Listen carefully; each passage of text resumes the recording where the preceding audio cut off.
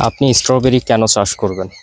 আমরা দুই ভাই তরুণ উদ্যোক্তা এবং আমরা পড়াশোনা শেষ করে চাকরির পিছনে না ছুটে স্ট্রবেরিতে ইনভলভ হয়েছি এবং খুব ভালো প্রফিট পেয়েছি আলহামদুলিল্লাহ। আমরা গত ২ বছর থেকে নতুন একটি জাত নিয়ে কাজ করছি এবং বিগততে আমেরিকান ফেস্টিভ্যাল নিয়ে কাজ করেছি।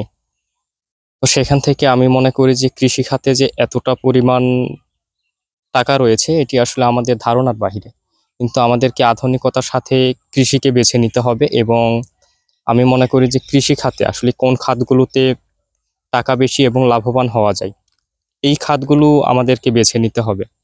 আমি মনে করি বাংলাদেশের মধ্যে স্ট্রবেরি একটি খুবই ভালো খাত। এখন পর্যন্ত স্ট্রবেরির মতো কোনো লাভবান ফসল বাংলাদেশে আছে কিনা এটি আমার ধারণার বাইরে।